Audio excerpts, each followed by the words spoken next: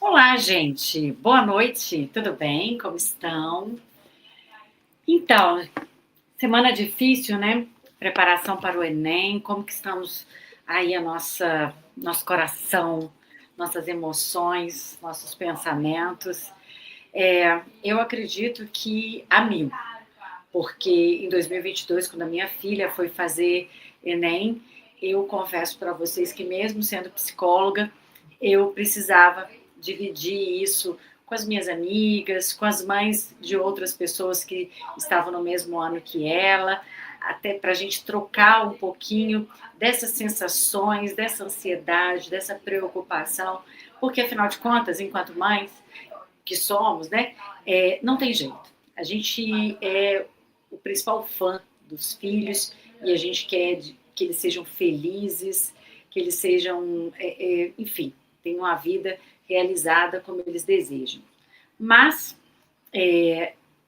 então, não tem jeito. Estaremos sempre ansiosas por eles e com eles. E é por isso que eu convidei vocês para estar aqui hoje. Eu acho que não tem como passar por esse momento sem a gente dividir as nossas experiências, entender como que o outro fez que deu certo, quem sabe para mim pode dar, às vezes não, né? Às vezes eu preciso exatamente de uma outra estratégia. Então, conversar sobre a nossa ansiedade, o nosso desejo e os nossos sentimentos em torno desse período, dessa semaninha que precede o Enem é muito importante. E enquanto psicóloga, já não mais nesse movimento, né, não expostas diretamente à semana do Enem, porque, como eu disse, a Valentina fez em 2027, 2022 e o Enzo em 2024. Está bem recente, inclusive, esse momento aqui em casa. Mas agora, aqui, enquanto psicóloga, eu consigo olhar um pouquinho de fora, sem estar tão envolvida emocionalmente e poder ajudar vocês de fato com técnicas e comportamentos que podem ser assertivos e positivos e ajudar os filhos de vocês a, de fato, passar por esse momento com mais equilíbrio. Tanto que eu tomei essa decisão. Até o ano passado, nessa semana que precedia o Enem, eu fazia o programa Plantão Psicológico para adolescentes que iriam prestar o vestibular.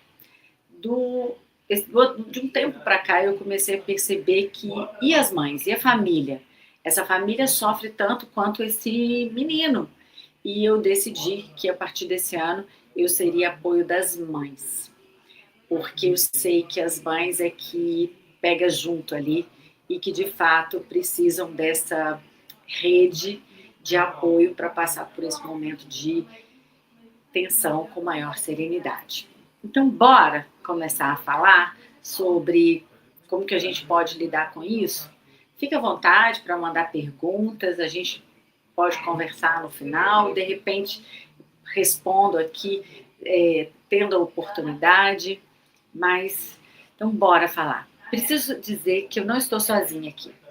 A Isabela está aqui comigo, então, cuidando de toda a parte técnica, e que bom, né?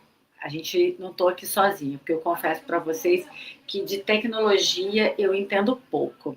Sou boa mesmo na psicologia. Mas é um pouco disso, inclusive, que nós vamos falar aqui. Reconhecer as nossas habilidades e as nossas fragilidades faz com que a gente potencialize aquilo que a gente tem de bom e busque alternativas para aquilo que a gente tem de mais frágil. Como eu disse, no meu caso é tecnologia, mas a Isabela dá um show, então ela está aqui conosco. Então, bora começar a falar? Eu vou trazer os slides para aqui. É o seguinte, ele ainda não apareceu. Eu pensei nesse título, mas mães que apoiam não estressam. E por quê?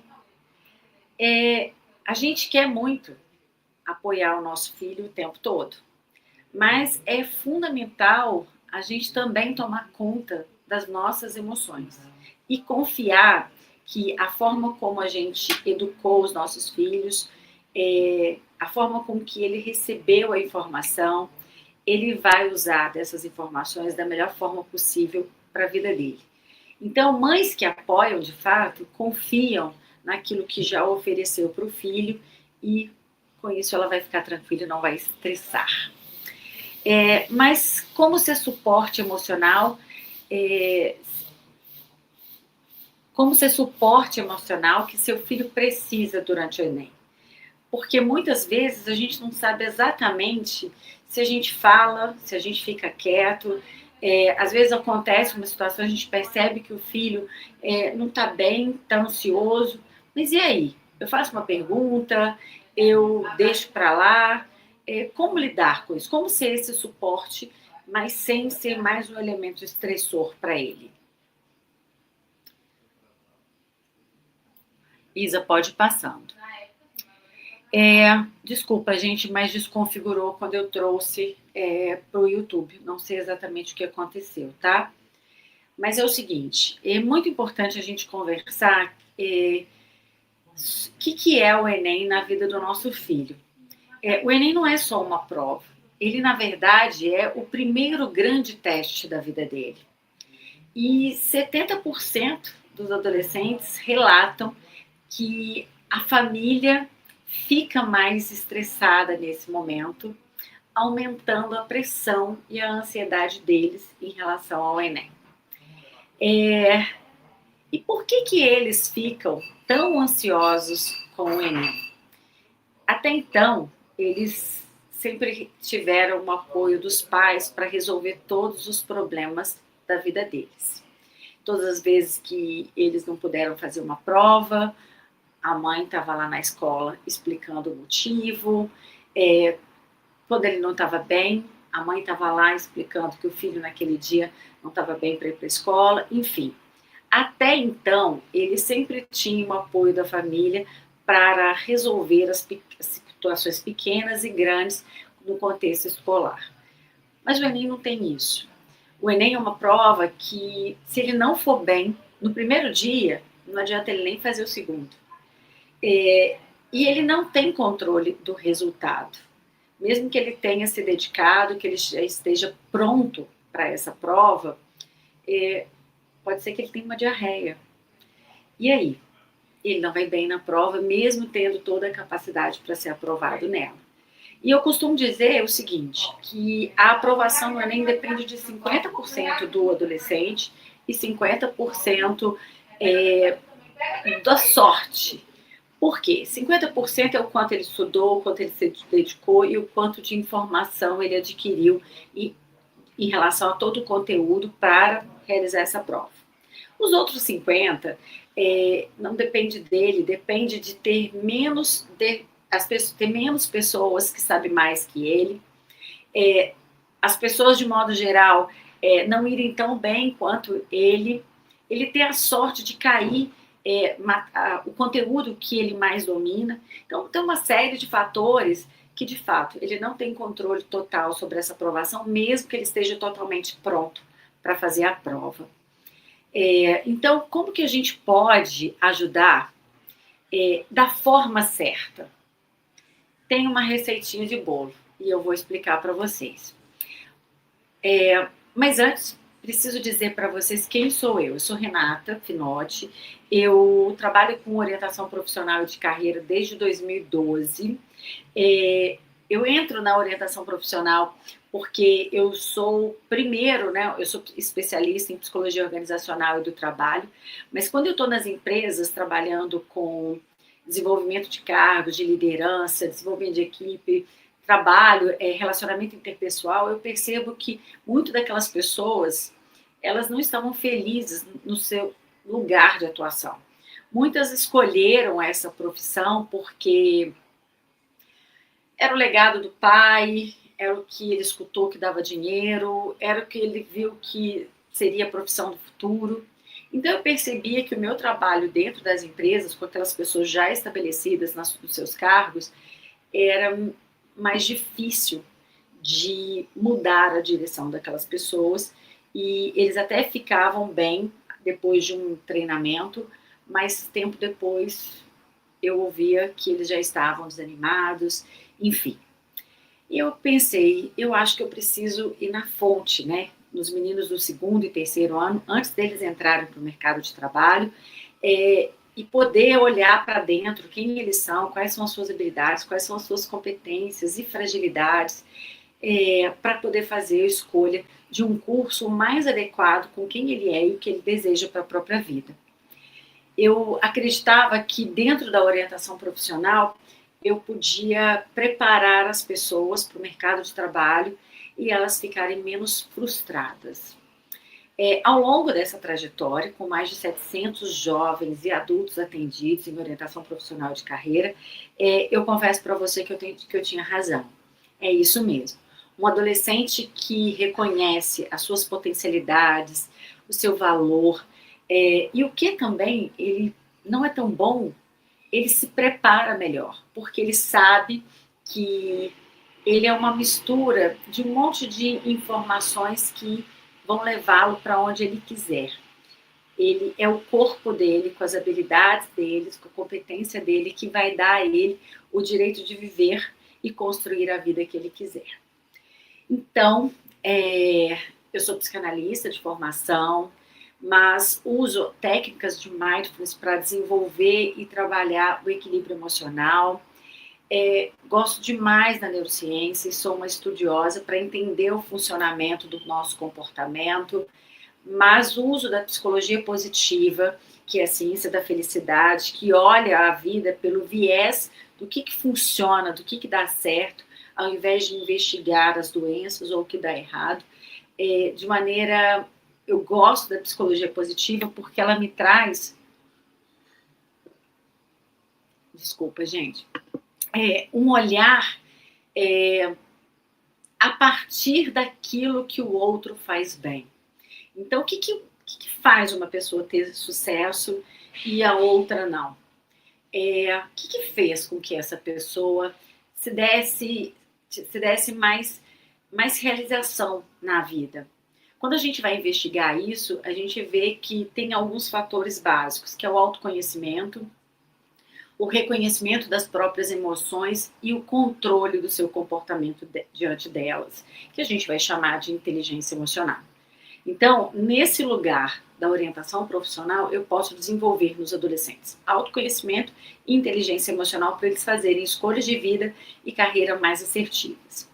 Mas a nossa pergunta aqui é: como eu, mãe, posso ser, de fato, um elemento que vai ser apoio nesse momento? Pode ir passando, Isa.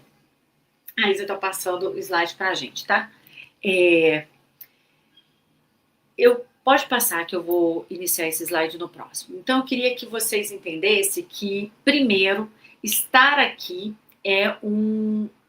eu já posso afirmar que é uma mãe que busca conhecer a si mesmo para ser uma influência positiva na vida do seu filho, é no mínimo uma mãe corajosa.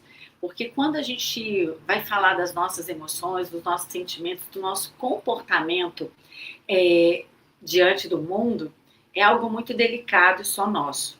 Porque a gente sabe a história, a nossa trajetória de vida e o quanto nos custou estarmos onde estamos e sermos quem somos. Então, obrigada por vocês aqui.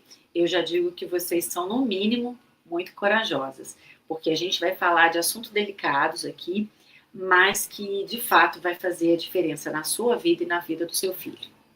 Para a gente começar a falar de como apoiar os nossos filhos, a gente precisa primeiro entender o que são emoções, para que elas servem e como isso funciona dentro de nós.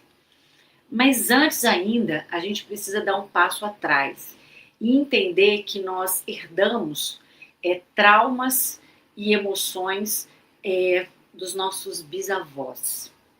E, por exemplo, a minha avó, aos 7 anos de idade, foi mordida por cobra e a partir daí ela desenvolveu um medo de cobra. Sem perceber, ela passou esse medo para minha avó, que passou para minha mãe, que passou para mim. Então eu nem sei de onde vem, mas hoje eu tenho um trauma, eu tenho medo de cobra.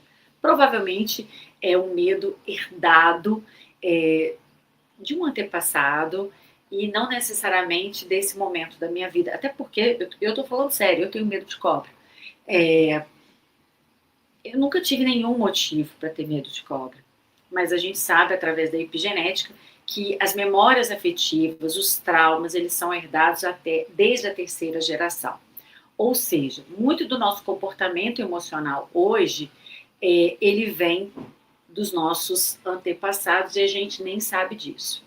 Só que quando a gente identifica como a gente se sente, como a gente reage, a gente consegue ter controle do nosso comportamento.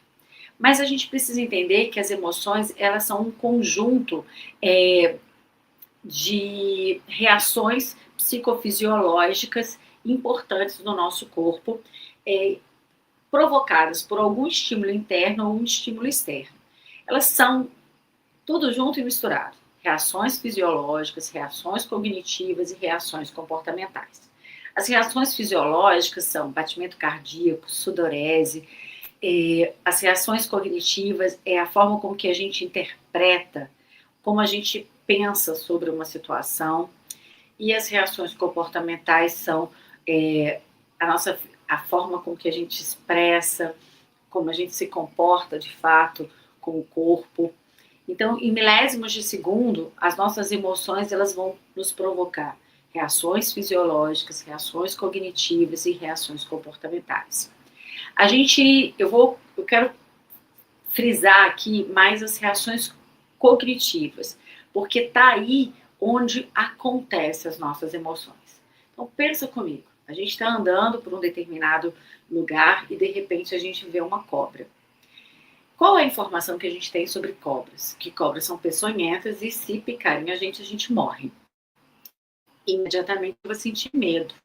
A informação que eu tenho sobre cobra é que ela coloca a minha vida em risco. Sentir medo, eu posso correr ou eu posso paralisar. Essa reação é automática. Eu vejo a situação, reconheço a situação, tenho uma emoção e um comportamento. Eu vou ter reações fisiológicas, reações cognitivas e comportamentais dentro desse processo cognitivo, que é ver a situação, reconhecer através do pensamento, sentir através das emoções e se comportar. A gente não tem controle sobre isso. Isso é biológico, isso é instintivo, acontece em milésimos de segundo. Então, eu vejo uma cobra, no meu caso, imediatamente reconheço o perigo, sinto medo e fujo. E só depois eu paro para pensar. Ela estava morta. E aí eu volto para ver o bichinho e, de fato, estava morto há uns 3 dias. Porque o raciocínio, ele é algo muito complexo e vem só depois de um determinado tempo. Depois que as emoções aflitivas elas se acalmam e que a gente consegue pensar melhor sobre a situação que a gente viveu. Então vamos lá, pode passar. Então agora, como que isso funciona dentro do seu filho, né? Como as emoções do seu filho são criadas. Então, por exemplo, seu filho tira uma nota baixa, e ele tira uma nota baixa em um simulado. Você chega para ele e faz o seguinte: uai, você não está se esforçando? Ele vai se sentir incapaz por não ter conseguido tirar uma nota baixa. E a reação dele vai ser de vergonha ou de desânimo. E o comportamento pode ser que ele desacredite, passe a procrastinar.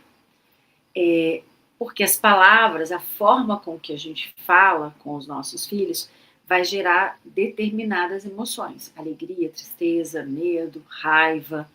E é por isso que a gente precisa tomar tanto cuidado com aquilo que a gente fala e como a gente fala. As palavras, como eu disse, ela tem poder. E aí a gente pode escolher como falar para que a gente possa provocar nos nossos filhos um comportamento mais otimista. Então, uma outra situação, por exemplo, digamos, a mesma situação, só que de uma outra forma, de uma visão mais positiva. Seu filho tira uma nota baixa na prova, no simulado. Ao invés da gente perguntar por que você não está se esforçando, a gente pode perguntar o que podemos aprender com isso? Ou você sabe exatamente o que aconteceu para que isso tenha acontecido? Quando a gente faz a pergunta a partir do porquê que isso aconteceu, o que a gente pode aprender com isso, como eu posso te ajudar a entender essa nota no simulado. Ele, ao invés de sentir medo, de sentir insegurança, ele vai se sentir confortável. Então, qual vai ser o pensamento dele? Eu posso melhorar, eu posso ajustar a minha forma de estudar, eu posso encontrar uma forma melhor de organizar. Então, ao invés dele sentir medo e paralisar, ele vai se sentir seguro e vai ter motivação e esperança para continuar. Pode passar. As 5 emoções que o seu filho vai estar sentindo nesse momento. Ansiedade, porque o Enem, ele fala do futuro dele. O Enem vai colocá-lo na faculdade ou retirá-lo desse desejo. Então, não tem como ele não estar preocupado com o que está por vir. E a ansiedade, todo mundo vai sentir ansiedade. E ela é importante, porque ela é que move a gente olhar para frente e a gente caminhar em busca das nossas metas e objetivos. Só que a ansiedade demais, ela paralisa, porque a gente fica tão ocupado pensando no que vai acontecer lá na frente, que a gente literalmente esquece que é no agora que a gente tem o poder de realizar ações para que, de fato, as coisas aconteçam como a gente deseja. O medo também vai ser um sentimento companheiro dele nesse momento. Porque o medo, ele vai estar o tempo todo dentro de nós, da mesma forma que a gente tem o tato, o olfato, a audição e a visão, a gente tem todas essas emoções dentro do nosso corpo acontecendo ao mesmo tempo. E o medo, ele é o sentimento, ele é a emoção que evita que a gente corra risco de vida. Por isso que quando eu vejo uma cobra, eu sinto medo e saio correndo. Mas aqui dentro do Enem, ele vai ter medo de não ir bem na prova, ele vai ter medo de acontecer alguma coisa na hora da prova, ele está inseguro. Então, a gente precisa, mais uma vez, acolher esse adolescente, validar as emoções que ele está sentindo, dizer, é natural sentir medo diante de alguma coisa desconhecida. Aquilo que eu desconheço, é natural ter medo. Afinal de contas, eu não sei exatamente o que vai acontecer naquele dia, no dia do Enem. Aqueles que já repetiram a prova, que estão no segundo Enem, também vai sentir medo. Ele sabe exatamente a pressão que vai ser aquele dia, o que significa essa prova na vida dele. Então, ele tem medo de não conseguir mais uma vez. A tristeza também vai estar presente. Afinal de contas, a tristeza é aquela emoção que nos fala da finitude das coisas. É ela que nos conta que alguma coisa acabou. Ou alguma coisa não faz mais parte da nossa vida. Então, não tem como, nesse momento, ele sabe que ele tem uma única oportunidade. Porque, infelizmente, se ele não for aprovado nesse Enem, ele só vai ter uma próxima oportunidade o ano que vem. Então, não tem como ele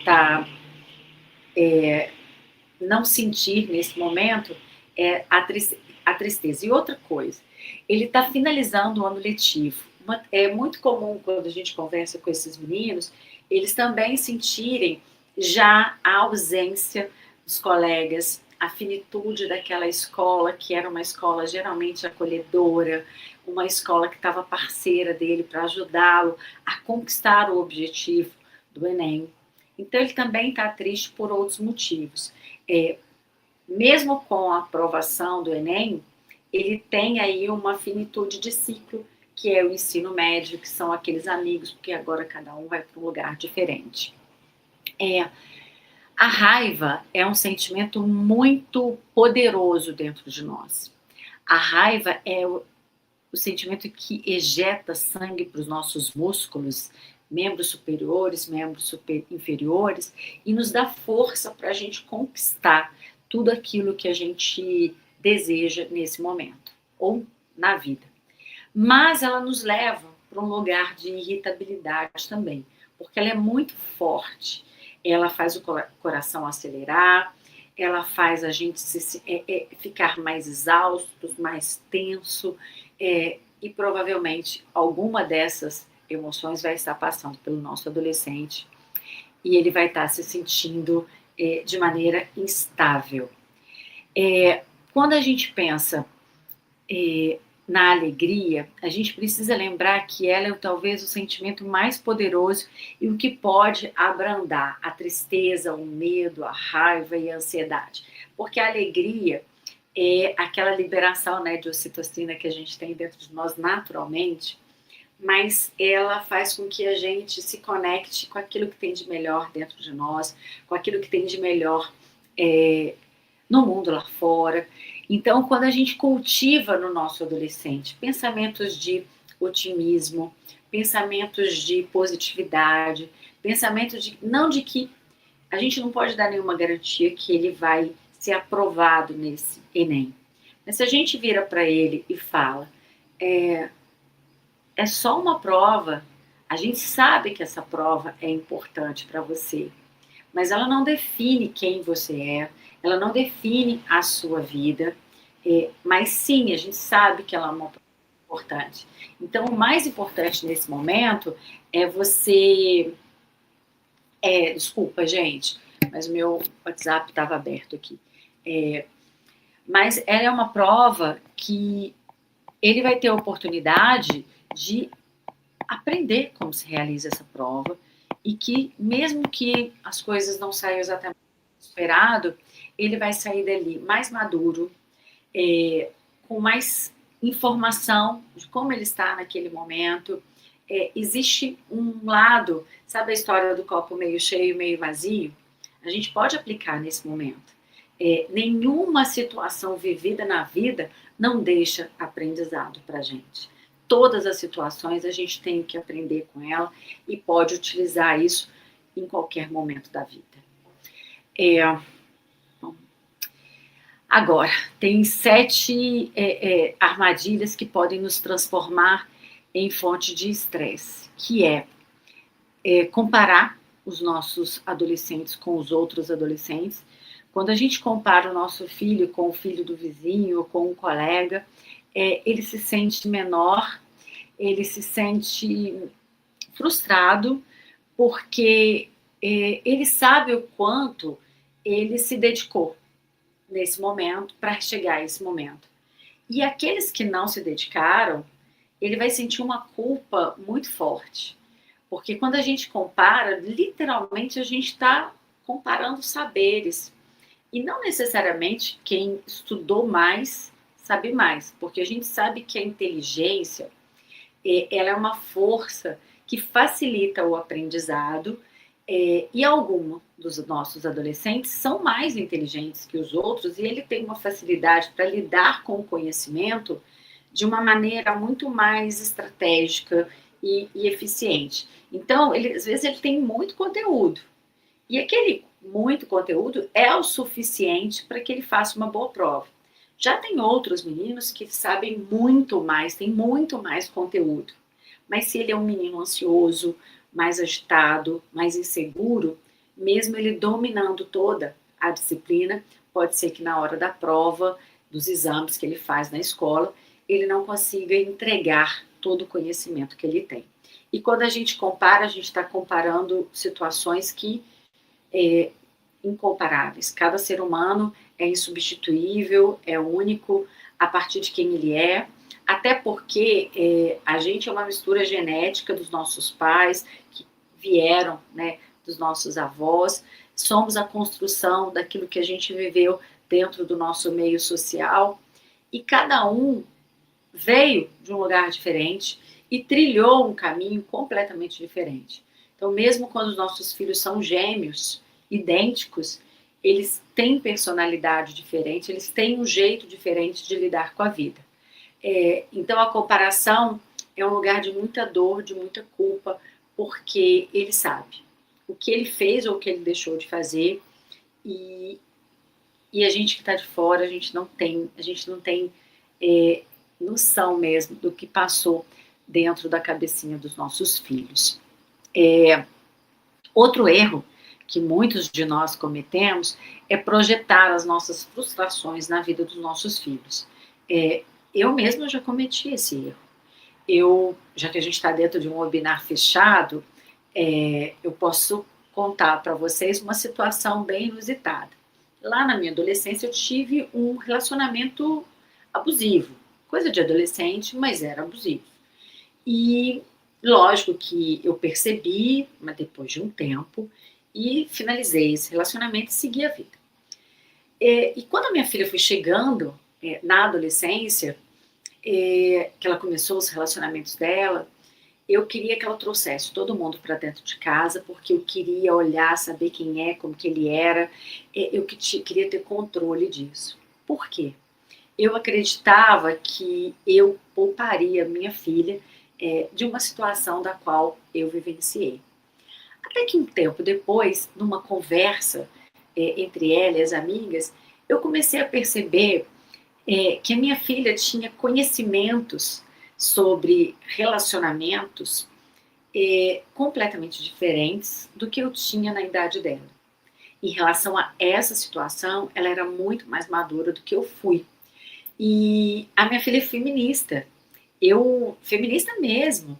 Ela só não se denomina, mas ela tem certeza que ela entende de todos esses direitos, de todos esses deveres e de como se posicionar enquanto mulher e o que nós carregamos em termos de crenças e limitações.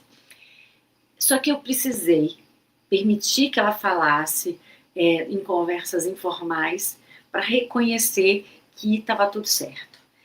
Esse medo era eu projetando nela alguma coisa que aconteceu comigo. Outras situações é a gente querer que o filho... o meu sonho é ser médica e eu projeto esse sonho no meu filho, querendo que ele seja médico porque eu não consegui ser. E às vezes a gente faz isso até sem perceber, porque a gente queria tanto ser que a gente acaba acreditando que é aquela profissão que vai dar dinheiro, oportunidades diferentes de trabalho, que ela vai ser a melhor opção para os nossos filhos. Mas esse entendimento de que essa profissão é a melhor é meu, a partir do mundo em que eu vivi, da trajetória que eu construí de vida. Hoje, por exemplo, a gente sabe que na área de tecnologia estão os maiores salários.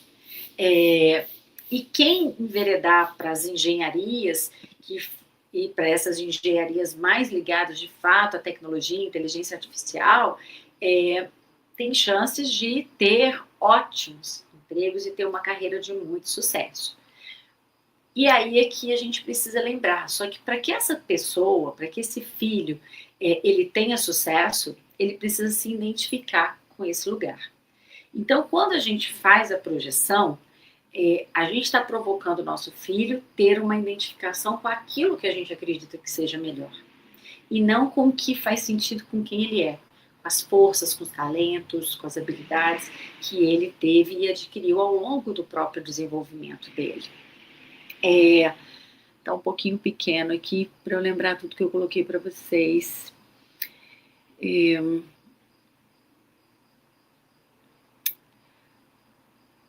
Eu não tô conseguindo ler. Tem como aumentar um tiquinho, Isa? Os que eu tava lembrando de mente, eu vim falar, mas eu preciso ler.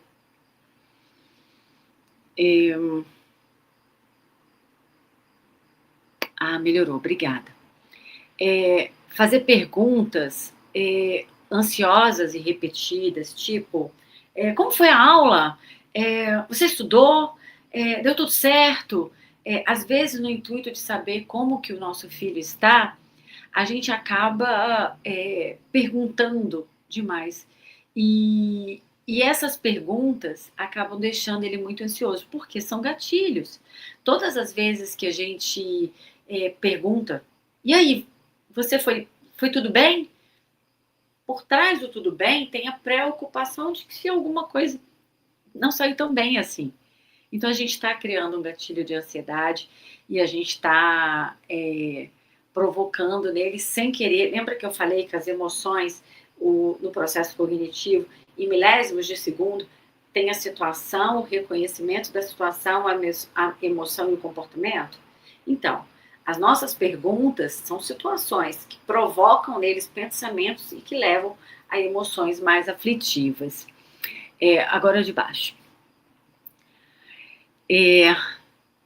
Outra coisa que a gente faz, às vezes, é minimizar as emoções. Muitas vezes o nosso filho está triste, preocupado, a gente vira e fala assim, não fica triste, isso vai passar logo, não fica preocupado, é só um Enem. Não, gente. Esse momento que ele está vivendo na vida dele é o mais importante. É onde ele vai realizar uma prova que vai levá-lo para a faculdade, para a tão sonhada faculdade. Então a gente precisa, a gente não pode minimizar o que ele está sentindo e nem mesmo dizer para ele alguns desejos. Não, você vai passar. A gente não tem nenhuma garantia. A gente, na verdade, não tem garantia de nada. Então, a gente precisa dizer, é válido o que você está sentindo, realmente é um momento onde a gente sente medo, a gente se sente inseguro, e tá tudo certo você sentir tudo isso. Tudo que você vai passar agora é algo muito novo. Mais um pouquinho. Desculpa, gente. A gente não pode também dramatizar os resultados. Se você não vai passar, sua vida vai estar acabada. Se você não passar, você vai fazer cursinho é horroroso, é difícil, seus colegas todos foram para a faculdade. A gente precisa tomar muito cuidado também, para a gente não começar a cobrar deles algo que eles não têm como ter controle, como eu disse, né? O Enem, 50% de chance deles, os outros 50%, depende de quem vai fazer essa prova, quem elaborou essa prova, se caiu ali tudo que ele de fato dominava, e aí a gente não tem controle de nada, então a gente precisa tomar cuidado. Então a gente nem pode dramatizar, nem pode minimizar e nem tentar ter controle das situações. A gente precisa lembrar que nós não temos controle de nada, nem da vida dos nossos filhos. Lógico que a gente pode, através do nosso comportamento, ser exemplos de como passar pelas situações com equilíbrio, como passar pelas dificuldades com um pouco mais de discernimento. Eu costumo dizer que os filhos aprendem muito mais com o nosso comportamento do que com aquilo que a gente fala para eles, porque eles são sujeitos inteligentes e muitas vezes eles percebem que nossas falas são falas daquilo que a gente deseja que acontecesse, e não de fato daquilo de como a gente se comporta. E é muito interessante, quando eles vão ganhando liberdade, eles devolvem isso pra gente. Às vezes a gente fala alguma coisa e eles viram e falam assim, mas você não faz isso. Por quê? Ele está de olho o tempo todo na coerência. Se a gente se comporta como a gente fala. Então, se a gente aprender, por isso que eu falei a importância da gente também olhar para as nossas emoções. Se a gente para aprender como a gente se comporta diante do medo, da raiva, da alegria, da tristeza, a gente começa a perceber que a gente se expressa de forma diferente.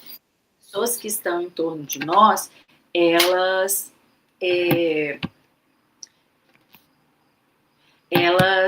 as pessoas que estão em torno de nós, elas percebem as nossas mudanças de comportamento, as nossas feições, né, diante da raiva, diante da alegria, diante da tristeza. Só que se o nosso filho vê a gente tentando se controlar emocionalmente, a gente se esforçando para passar pelas adversidades, não tem como ele fazer diferente. É isso que você fez e ele viu que deu certo, ele vai querer copiar. Eu costumo dizer que filho não desobedece pai e mãe. Mesmo quando ele está fazendo algo contrário daquilo que a gente ensinou, ele está buscando a nossa atenção, ele está buscando, ele está testando se de fato aquilo que a gente falou para ele é verdade. Então a gente pode ficar calma. Ele vai voltar para o caminho que a gente ensinou para ele, isso não tenho dúvida. Agora, as 7 armadilhas, pode passar, fazendo um favor. Eu quero falar as 8 formas de ser porto seguro para o nosso filho. A primeira é, ao invés da gente, como eu disse lá atrás, perguntar, e aí, como foi a prova? E aí, você se deu bem? Pelo contrário, validar o comportamento dele. Nossa, eu notei que essa prova você estudou mais, hein? Mesmo que ele tenha dito que ele não foi bem na prova, você pode falar assim, uai, meu filho, mas eu vi você estudando, se de fato ele estudou, né? Onde a gente pode começar a ver, olhar pelo viés do que ele tem feito que de fato está valendo a pena o elogio. Se a gente passar a elogiar mais e criticar menos, a chance da gente ter esse filho confiando em nós e agindo de maneira mais positiva, mais assertiva e mais perseverante vai ser maior. A gente precisa, quando eu falo escuta ativa, a gente tem o hábito de escutar para responder, não o hábito de escutar para ouvir o que o outro quer dizer. E mesmo com os filhos da gente, porque, ou principalmente com os filhos, né? Porque a gente quer tanto que eles acertem, a gente quer tanto dar o direcionamento que a gente sabe que vai dar certo, que ao invés da gente escutar para entender o ponto de vista dele, a gente já escuta quase armado para dar uma resposta e um direcionamento. E entra aí um lugar que a gente precisa lembrar. Os nossos filhos, eles vivem uma vida diferente da nossa. Eles nasceram de nós, mas eles estudaram em escolas diferentes, com colegas diferentes, num mundo completamente diferente. Então, é importante a gente escutar o que ele tem para dizer. Às vezes, o conhecimento dele vai transformar o nosso e vai, na verdade, crescer, melhorar e desenvolver o nosso. Eles têm muito para oferecer. Então, a gente também precisa ter uma escutativa, confiar no que ele está falando. A gente vai ter... Nossos filhos vão passar a estar muito mais seguros do que inseguros, quando eles percebem que a gente, de fato, vai escutá-los para entendê-los e não para criticá-los. A gente precisa ter foco no esforço e não no resultado. Eu costumo dizer que, por exemplo, independente do Enem, aqueles que chegam aqui para fazer concurso, eu falo, a gente estuda até passar. Até passar. Em concursos públicos isso é muito claro, porque a gente percebe que as pessoas ficam assim, às vezes 3, 4, 5 anos tentando um determinado concurso. E ali é a prova viva de que de fato é isso mesmo, né? A gente continua estudando até passar.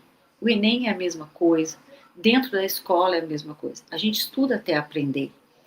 A gente não sabe tudo. Algumas pessoas aprendem mais rápido, outras aprendem mais devagar, mas o importante é o aprendizado, é chegar no destino que a gente queria. Não importa o tempo, mesmo, porque à medida que a gente vai ganhando maturidade, a gente também vai adquirindo estratégias para otimizar o tempo de execução, de aprendizado, enfim, o tempo das coisas. A gente consegue aprender a raciocinar de modo mais assertivo e organizar a vida dentro daquilo, dentro da velocidade que a gente deseja.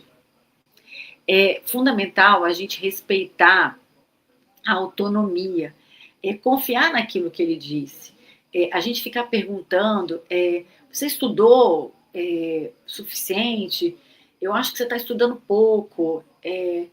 Isso é nosso mesmo, é da nossa percepção. É como a gente, como funciona para a gente. Como eu disse, o nosso filho, ele é sim o nosso herdeiro genético, mas ele herdou ali também funcionamentos de outras pessoas, ele adquiriu estratégias no meio social que ele está vivendo, que ele foi, que ele passou, né, a infância, a adolescência, que ele se desenvolveu, e ele tem sim maneiras diferentes de lidar com as situações, e a gente precisa confiar naquilo que ele tem dito que está dando certo. A gente precisa praticar a presença sem pressão. Às vezes o que o filho mais quer é que a gente sente do lado dele e faça um cafuné ou uma massagenzinha no pé. Principalmente nessa semana, a gente precisa ter essa consciência que às vezes sentar do lado de boca fechada é o que vai ser mais importante para ele do que a gente ficar conversando sobre um assunto que muitas vezes ele não quer escutar. E isso é muito interessante, porque às vezes ele está estudando e o que ele mais queria é que você chegasse lá com um copo de suco de laranja. Outra hora que você convidasse para ir ao cinema. A gente pode estar presente no momento do nosso filho, ajudando ele a se equilibrar emocionalmente, escutando e entendendo como ele quer ser tratado, como ele quer que a gente se comporte com ele.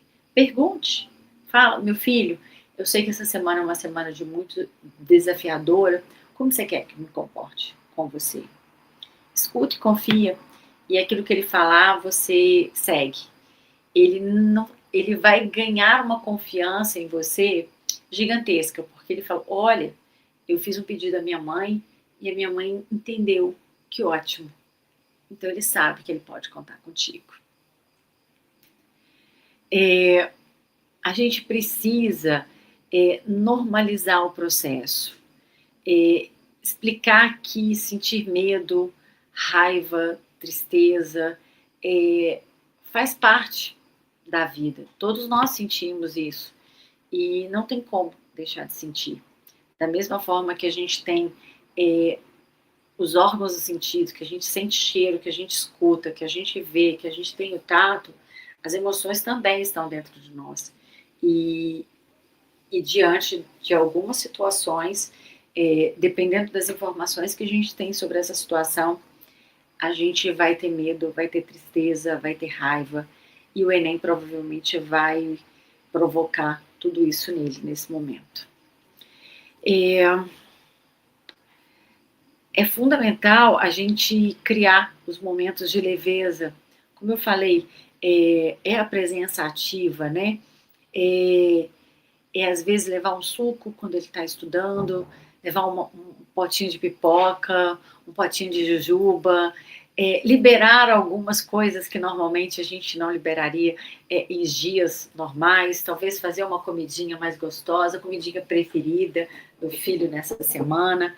Ele vai entender que você... São formas de demonstrar amor e apoio muito mais valiosas e eficientes do que a pergunta se está tudo bem com você, como você foi. Opa, peraí, gente. Só apareceu uma. Enfim, o filho vai entender que nós estamos do lado dele através do nosso comportamento. Então, a gente não precisa dizer e nem fazer perguntas que possam levá-los para um caminho de ansiedade ou inflamar ainda mais as emoções mais aflitivas. Agora, o mais importante enquanto mães, cuidarmos de nós mesmas. Como eu sempre disse, Ele reconhece a nossa ansiedade, ele reconhece o nosso medo, ele reconhece o nosso desejo de que dê certo, de que ele passe e seja aprovado no Enem. E então a gente precisa cuidar disso, porque sim, ele vai se sentir pressionado, porque ele quer muito entregar a aprovação para a gente. Eu costumo dizer que o filho mais quer é não decepcionar os pais. Ele quer ser amado pelos pais pelas conquistas que ele realiza. Só que a gente não vai conquistar tudo que a gente deseja, nem dá tempo, a vida é curta. Então a gente precisa que ele se sinta amado não pelas conquistas, mas pelo nosso relacionamento, pela nossa confiança, pela nossa intimidade, pelos momentos em que de fato que a gente constrói juntos, porque já as realizações é algo que depende de algumas variáveis. Então a gente precisa tomar cuidado com aquilo que a gente sente, porque sim, a gente vai aumentar a pressão na vida dos nossos filhos. Pode passar, Isa. E então, né, como conversar com ele nesse momento sem gerar gatilho? Pode deixar a tela aberta, Isa, porque eu vou falar tudo junto, que eu acho que vai ser mais interessante. Então, como falar com o nosso filho sem gerar gatilho? Então, por exemplo, às vezes a gente está percebendo que o menino está muito no celular e a gente tem a tendência de virar e falar assim: nossa, você está demais no celular, sai desse celular, você só fica nesse celular, não estuda mais. A gente tem a tendência a ir incisivo na correção. Só que se a gente vira para ele e fala assim: tenho percebido que você tem ficado muito no celular, não está atrapalhando os seus estudos? Outra forma de falar, né? Eu estou preocupada, eu estou te vendo muito no celular. Está acontecendo alguma coisa que está te gerando curiosidade na rede social? E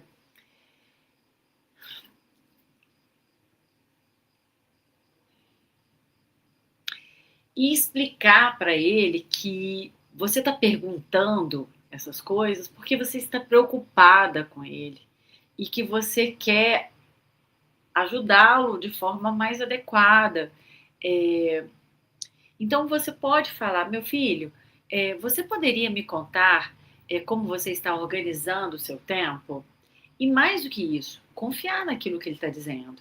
Às vezes ele realmente, você vê mais tempo no celular, mas ele está de fato, nesse momento, deixando de estudar para realmente começar a relaxar. E a forma que ele encontrou foi o uso do celular. Mas é importante dizer também, né? Olha, ok, mas fique moderado, porque a gente sabe que ele cria um hiperestímulo e isso pode, então, prejudicar, inclusive, você na hora da prova. Também podemos falar, afinal de contas, isso é uma verdade. Outra coisa é dizer para ele que, por exemplo, ou ler junto, né, mandar uma informação para ele. Uma outra situação é quando o filho não compartilha como estão os estudos. A mesma coisa que eu disse lá atrás sobre o celular, a gente pode perguntar para ele: e aí, meu filho, está precisando de ajuda? Tem alguma coisa que eu posso te ajudar na organização dos seus estudos, na forma como você está lidando com a escola? Eu gostaria muito de poder te ajudar, eu gosto de participar, eu gosto de entender como que está. E, ao mesmo tempo, confiar naquilo que ele está dizendo para você. Se ele está dizendo que está tudo bem, é porque está tudo bem. Mas se você viu ele irritado, mais agitado, se você vale a pena, ao invés de você falar, você está irritado? O que aconteceu com você? Ou, meu filho, está acontecendo alguma coisa? Tem alguma coisa que eu posso te ajudar? Ou, que tal fazermos uma coisa junto? Porque eu estou percebendo que você está aflitivo esses dias. Vamos ao cinema? Vamos tomar um café fora de casa? Vamos almoçar fora? Enfim, a gente pode dizer que a gente está percebendo, mas ao invés de ficar insistindo no porquê que ele está assim, na verdade oferecer apoio. Ou perguntar para ele como eu posso te apoiar nesse momento e te ajudar a sair dessa situação. Ele vai entregar para a gente uma resposta que de fato funciona para ele. Então, pratique, né, a estrutura, essa estrutura, né, que eu trouxe aqui agora, até se tornar natural. Sempre com um tom de voz mais acolhedor e com a intenção de fato, escolher palavras mais amorosas, mais respeitosas, amorosas que não tragam gatilho de preocupação, de medo, de ansiedade. Se a gente vai através do porquê, você está assim por algum motivo, eu posso te ajudar, ou em que eu posso te ajudar, ou como você me sugere que eu posso te apoiar nesse momento, estou preocupada com você. Se a gente vai por esse caminho, ao invés das críticas às situações, aos comportamentos deles, a chance deles se abrirem e estarem conosco é muito maior. Oi, Isa. Tá. E eu queria, então, para que a gente possa começar a finalizar esse webinar, trazer aqui uma prática de regulação emocional que funciona perfeitamente para todos nós. E eu até quero trazer um exemplo bem legal aqui, que é a história do meu marido com o Mindfulness. O Mindfulness nada mais que a gente aprender a respirar num ritmo controlado para ter uma liberação maior de GABA. GABA é um neurotransmissor que nos acalma. Lembra, os meninos, se vocês perguntarem, eles vão ensinar, vão dar um show do que eu vou falar aqui agora. Mas lá no ensino médio, quando a gente estudou o ciclo de Krebs, que é quando o oxigênio entra para dentro do corpo e transforma e sai, né, transformado em oxigênio, não é só isso, né? Entra gás carbônico. Não é só isso, né? Entra oxigênio, tem ali o ciclo de Krebs, o metabolismo, e a gente solta gás carbônico. Nessa transformação de oxigênio para gás carbônico, tem a liberação de outros neurotransmissores também, como o GABA. O GABA ele é responsável para acalmar o corpo. É ele que desacelera o coração. Então, quando a gente entra num estado de respiração controlado, a gente tem uma maior produção de GABA e com isso a gente vai ficando mais calmo.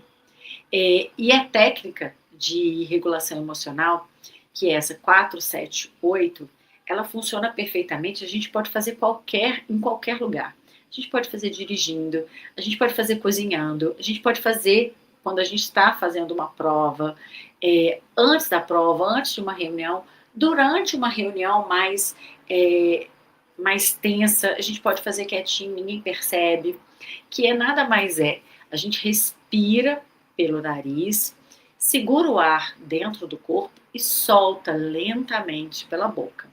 Tanto que vocês vão ver ali, a gente inspira em 4, segura dentro do corpo em 7 e solta em 8.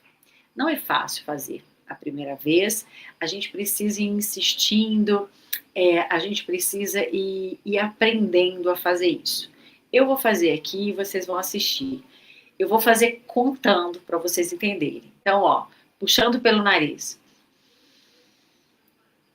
Segurando. Soltando pela boca.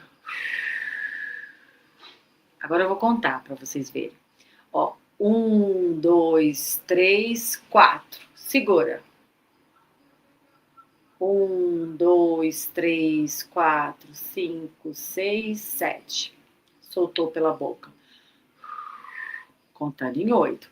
1, 2, 3, 4, 5, 6, 7, 8. Puxa o ar em 4, segura em 7, solta em 8.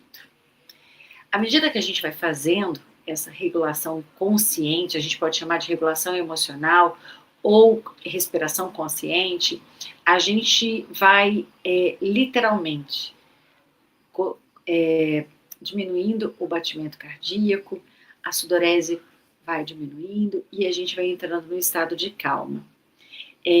A gente tem uma história muito feliz com a regulação emocional, que foi com o meu marido. Meu marido tem a síndrome do jaleco branco e ele precisava fazer um cateterismo.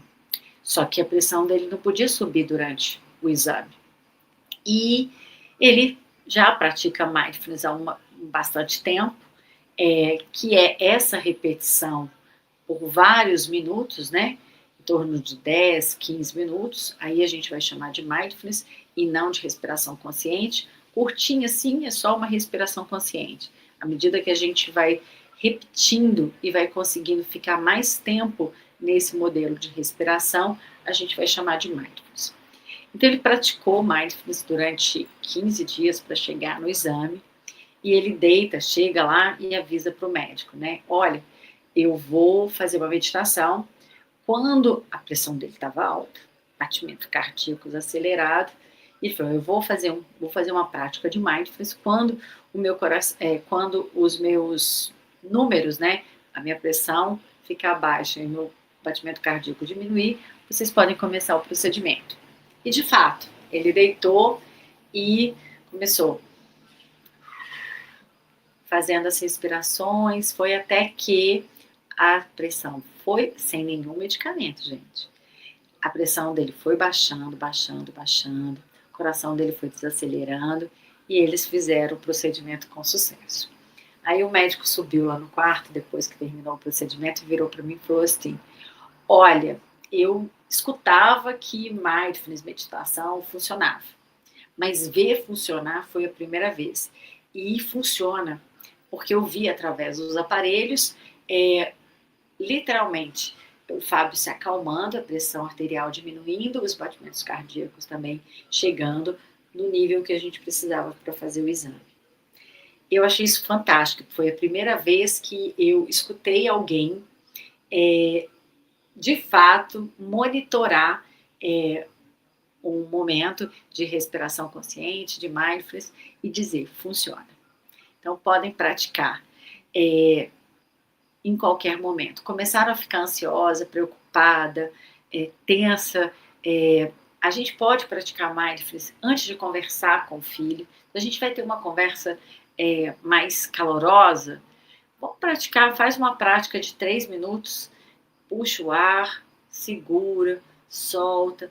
Você vai ver que você vai conseguir sustentar esse ritmo até umas 5, 6 respirações. Depois você vai voltando a respirar normalmente, no seu ritmo, não tem problema. Mas começa dessa forma, faz uma sequência de 6, 7, 8, se possível. Depois deixa a respiração vir para onde você dá conta. Põe uma musiquinha no ouvido e fica ali uns 10 minutinhos, esperando você se acalmar, para que você possa chegar nele e, de fato, conversar e ter consciência e domínio de palavras amorosas, respeitosas, que, de fato, vai trazer entre você e o seu filho um diálogo mais amoroso, mais afetuoso e mais acolhedor. A gente vai terminando por aqui, porque, né, o nosso tempo já está começando a se esgotar. E a gente... Então, o que eu quero? Pode passar, Isa, eu já falei disso. Então, eu queria dizer para vocês que, primeiro, obrigada por vocês escolherem ser uma mãe presente. Eu não tenho a menor dúvida de que estar aqui hoje é uma prova de que vocês estão buscando o caminho da consciência, o caminho do acolhimento. O Enem é uma etapa muito importante, mas ela é temporária, ela vai passar, e o que vai ficar para o seu filho desse momento é, de fato, como você se comportou com ele. As memórias mais importantes vai ser de, nossa, a minha mãe, ela realmente foi apoio, ela foi paciente comigo, ela foi parceira, na hora que eu quis ficar quieto, ela entendeu que estava quietinho, na hora, tem uma coisa, isso aconteceu muito aqui em casa, eu posso até dividir isso com vocês. O meu filho, na última semana, ele fez o diploma ano passado, na semana pré-ENEM, ele começou a parar de estudar e ele dormia até muito tarde. E num primeiro momento, começou a matar a aula na última semana.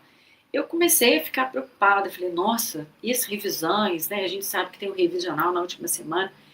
E eu cheguei para ele e falei assim, meu filho, você está precisando de alguma coisa? Em que eu posso te ajudar? Estou percebendo que você não está indo nas aulas, não tem revisional, isso não é importante. Ele falou assim, mãe, está me deixando ansioso ir para a escola.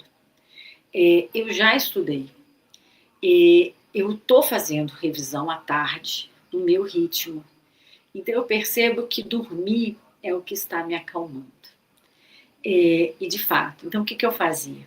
Eu sabia que ele ia dormir até mais tarde, eu ia lá de manhã, botava uma velinha aromática, cheirosa, para ele dormir mais sossegado, um olhinho essencial de lavanda para deixar o quarto mais gostoso, e deixava ele dormir. Ele dormia até umas 10, 11 horas, acordava praticamente para almoçar com a gente, e depois eu via que ele estudava a tarde toda. Às vezes o filho vai te pedir para ir numa festa na sexta-feira. A minha filha, por exemplo, o churrasco da escola dela foi no sábado, foi um almoço, mas finalizou 4, 5 horas da tarde. E sem bebida, porque a gente sabe que o álcool pode atrapalhar o desenvolvimento cognitivo e atrapalhar, então, na hora da prova. Mas sim, eles fizeram, foi super feliz. Como não tinha álcool, eles levaram piscina de bolinha, aquela piscina de espuma, para que eles pudessem se divertir e chegassem no outro dia na prova mais relaxados. Cada adolescente vai ter um jeito diferente de regular as suas emoções. A gente precisa confiar neles. Essa prática da regulação emocional através da respiração consciente que eu acabei de explicar, ela de fato é fenomenal. E a gente sabe que praticada 1,5 minuto por dia, ao longo de 30 dias você já vê resultado. Imagina se você consegue praticar aí 5, 10 minutos. O meu marido, por exemplo, como eu disse, ele treinou ficar 20 minutos, porque era mais ou menos o tempo que ele precisava para garantir, se acalmar e chegar no exame e poder, de fato, fazer o exame. Então, parabéns por estarem aqui, muito obrigada por estarem aqui. Confie nos seus filhos, confie em todos os aprendizados passados. Eu costumo dizer que filho, ele não desobedece pai e mãe, ele tem a tendência, sim, a olhar para vocês, a entenderem o que vocês acreditam que seja mais importante, mas através do estímulo positivo, do elogio àquilo que deu certo, do elogio ao esforço, do elogio ao processo, é o caminho mais seguro para que vocês possam não só acolherem os filhos, mas também terem a segurança de que eles vão confiar em você, porque o momento mais importante é esse. Se vocês precisarem, fiquem à vontade para me chamar no Instagram, para conversar comigo à vontade lá no direct, no próprio WhatsApp, mas a porta está aberta comigo durante essa semana.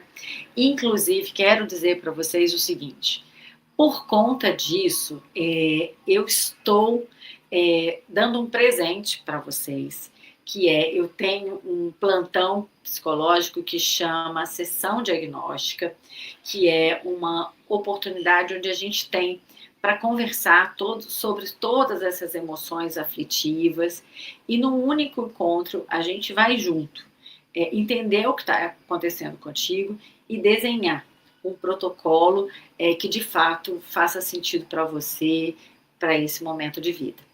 Então, para vocês que estão na live, eu vou mandar lá no grupo do WhatsApp um desconto de 25%, porque eu quero apoiar vocês para além do que eu ofereci aqui. Aqui foi algo mais para todas as pessoas que estão aqui, foi algo mais abrangente.